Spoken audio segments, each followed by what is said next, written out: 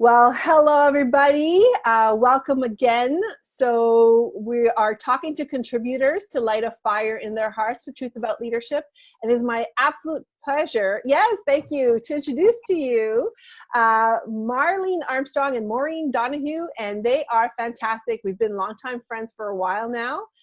You were part of this journey since the beginning. And what Maureen and Marlene do is they're Equus coaches. So it's very, very interesting, the type of work that they are passionate about, that they do. They've helped a lot of people, including myself, on how to reach and go within and connect with our truth. And they do this with the help of horses. So in a few moments, Marlene and Maureen are going to explain how that all works. But before we get there, I just wanted to say thank you guys with all my heart, from all my heart. You've been there from the beginning. You've encouraged me. You've cheered me on through thick and thin. And with the help of Dusty, who's my equine pal and mentoress, I've been able to get through some difficult times thanks to Equus coaching. As recently as last fall, right, when I was facing some blocks that I was having trouble with, and spent some time in a program with you and cleared them up. And here we are today on the official date of the public launch of Light a Fire in Their Hearts. So thanks again. And please, let's dive in. Does that sound good for you guys? That's great. Okay. Yeah. So one of the key themes of Light a Fire in Their Hearts, part of the approach, is the 8 P's of ignition. And one of the P's, the first one, is profundity. So while I was doing research, and I found that oftentimes people make those leadership decisions or the decision to accept a leadership role without necessarily thinking about it enough, without self-reflecting. Is leadership really for them? Is it the calling? What reasons are we choosing to become leaders? And then once we do step into leadership, what are some of the blocks, some of the blind spots? How do we make sure that we stand in integrity? Because leadership really is from the inside out. So that's the whole profundity piece. It's about going within and figuring out what does leadership mean for us and how we want to show up in our lives as leaders. So Marlene and Maureen and the herd, that's the name of the segment, Leadership from the Herd, really, how can I say, accompany people on their journey to tap into their inner leader. So let's talk a little bit about, why is profundity so important? So I mentioned a couple of things, but going within to find our truth, like how important is that when it comes to leadership? Well, I'll jump in here, Lisa, and thank you for allowing us to be partners on your journey. We've loved every second, and we're super excited about your book and the launch. And thanks so much for including us in such a powerful way. Marlene and I had a chance to chat before today, and we were spending time around that word profundity, which in itself is profound. And I loved, absolutely you're aligned with our values around one's ability to go inside, to connect with their truth. And I find it, no small coincidence that you just shared, when you were having blocks, you knew you had to go inside and really listen.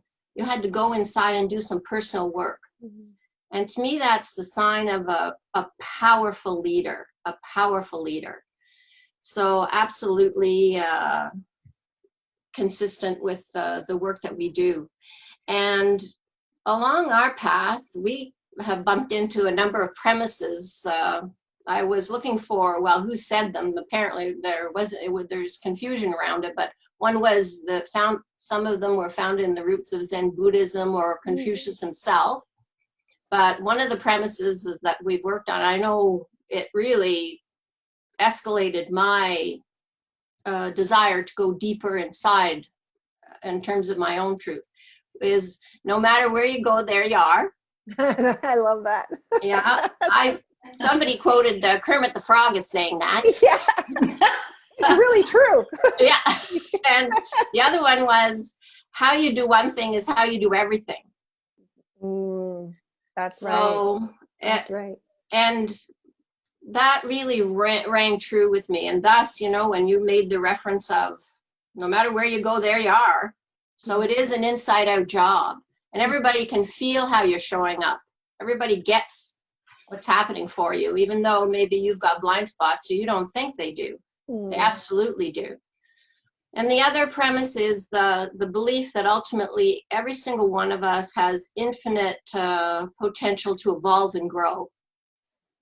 So I feel the pathway of the leader is once you know about that and you have the courage to do that, then you become not perfect, but you become whole.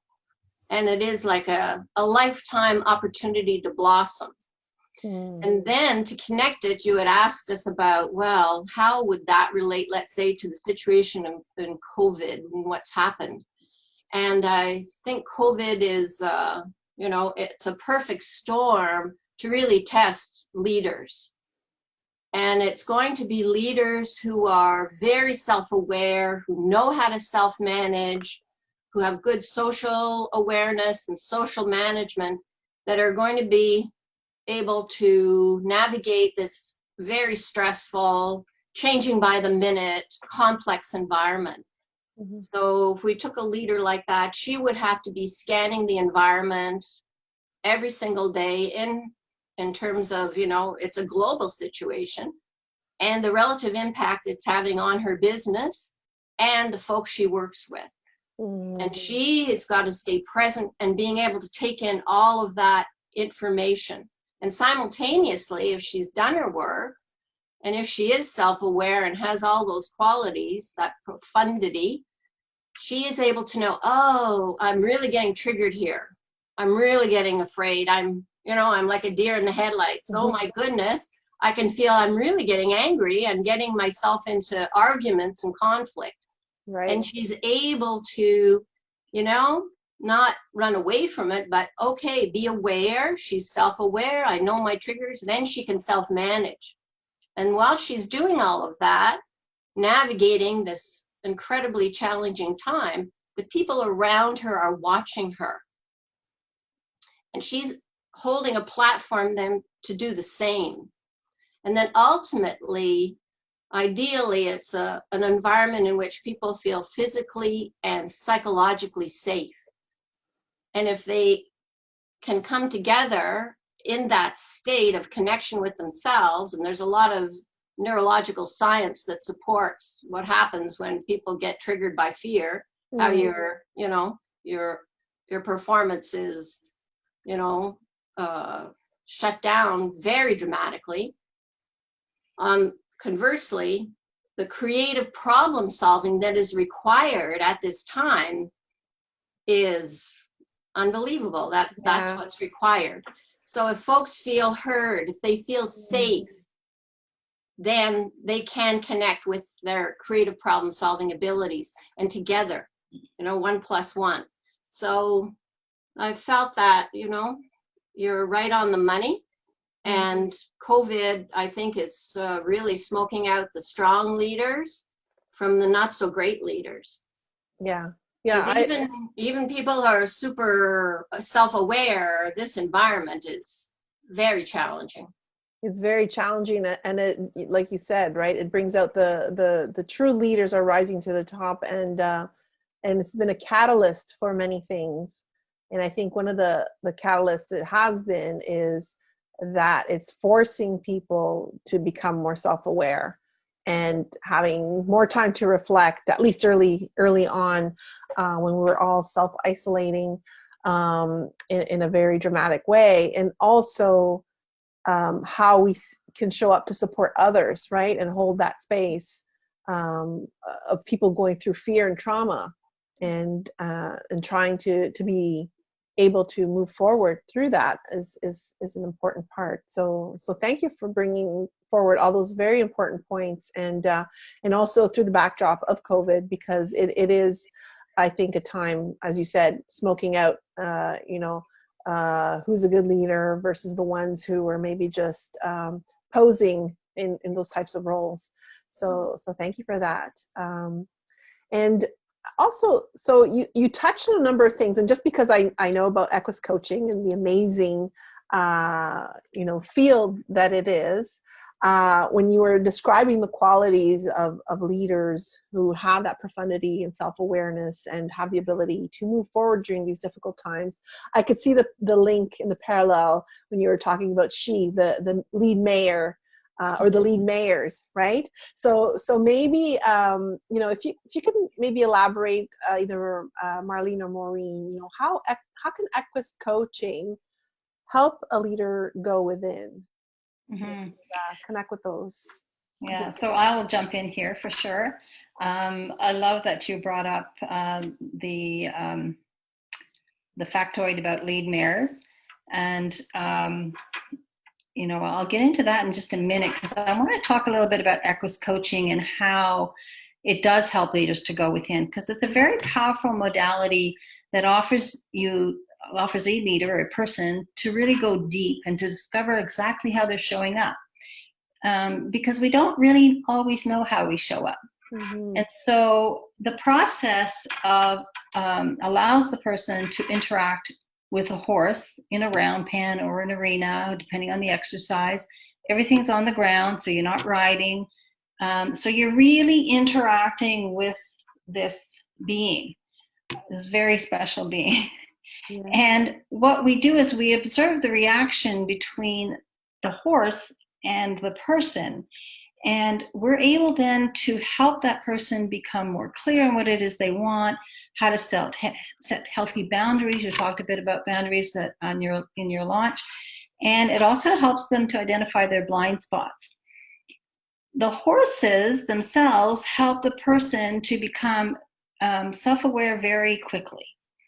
Because after all, you're standing beside a 1,000-pound animal who's free to roam wherever they want to go in that enclosure. So, it's very powerful. It's a very visceral experience. It sticks to the wall. Like, how does it work?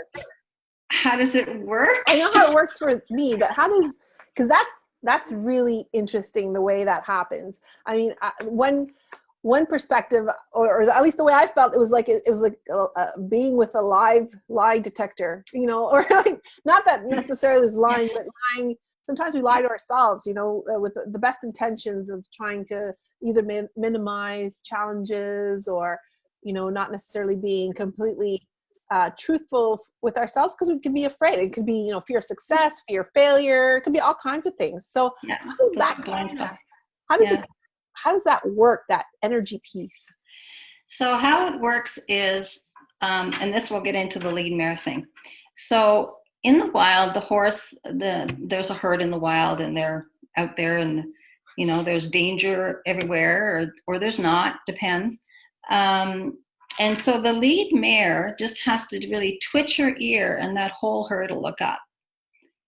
And she's the one who has to scan the environment, because she's already scanning. That's, she's constantly scanning. The horses have evolved as prey animals on the planet for over 60 million years, and they've survived that way because they're extremely attuned to their environment. So that lead mare is continuously scanning the environment, trying to figure out, is it safe here? Is it not safe? And so she just twitches her ear, the whole herd looks up. If she decides that, there's nothing there, we're just going to graze, they continue to graze, they all continue to graze. If she feels that there's, I don't know, a tiger in the woods or whatever it is, a cougar, she will decide whether that's a danger situation, and she will flee, because horses are flight animals. So she will flee, and the whole herd will flee with her. They won't question it, because they know that she is, the one who's the calmest, who's, got the presence of what's going on in the situation, and she's, giving them a signal to move. So how it works in Equus coaching is when you're in the round pen with the horse picks up on all your nonverbal cues. They have no idea what English language is about. We think they know what whoa means or go means, but if we said, whoa in the same tone as we said go, they would go at whoa. So they pick up on the energy of what you're saying, what your body language is saying, because they in themselves within the herd work off body language. That's the language of Equus, is really about body language. So just one thing, because this is so fascinating. It's mind-blowing, really, because you're thinking about the lead mare, and like there could be hundreds of horses in this herd, and they're all so in tune with each other. Mm-hmm. all in tuned, and there's no word spoken. Yeah. And to me, that's a sign that when you're a leader, that internal work is so important, because we need to be solid.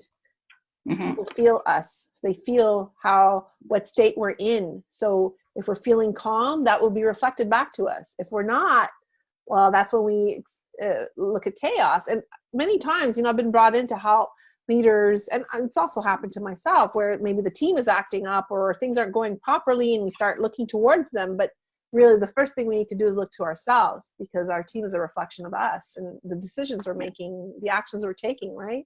So that's a beautiful analogy. Yeah, they're a mirror, and like, again, in the Equus coaching, the horse is just a mirror to you. They're reflecting back to you how you're showing up, because if you're showing up big and bold and chaotic, they don't want to be anywhere near you, because they're not safe. Mm-hmm. Because they're always looking for a leader who is safe. That's why they follow the lead mare. The other interesting part about recent research in the wild is that the leadership is shared. There's not just one lead mare. So the leadership is shared. So it's really about it's a situational leadership. Mm-hmm. And really it takes a lot of courage to share that leadership. And so for people, human leaders, it takes a lot of courage to share, because you don't have all the answers as a leader. You need to look to other people. You need to have your team on board. It's something that really takes a lot of courage to do as a leader, to share that leadership. Wow. And so that's what horses do for you. Leadership lessons, being present, checking your state, being aware, being in truth, mm-hmm. and then looking to others to share that leadership. Because really, the most important role about being a leader is to grow other leaders. So what a beautiful demonstration of, just as, when we're working with horses, they reflect in our mirror for us. Same thing, when we're working with our teams, they are reflecting a mirror for us as well. So if we're working with people who are not productive or burnt out or whatnot, well, we need to look within and say, okay, well, I'm a part of this. I need to not start blaming others. And mm-hmm. It's not even about blaming ourselves. Like I need to go within, figure things out, work together with the team. Together we can get through this. And I love that you said that the importance, helping others feel safe, and they'll stay with you. It's the same thing in the workplace, especially now with COVID, right? Yeah. The leaders who are able to help, despite all that's going on, to help their employees feel safe are the ones who are really helping their teams to get through these times. So that's beautiful. Thank you for sharing that. Now, to be able to close off, I would love to hear if you had some excerpts that you want to share from the book that you could read, and see what takeaways we have. Yeah, we do. Thank you. So Marlene and I'll read a paragraph, and then Marlene will read a paragraph.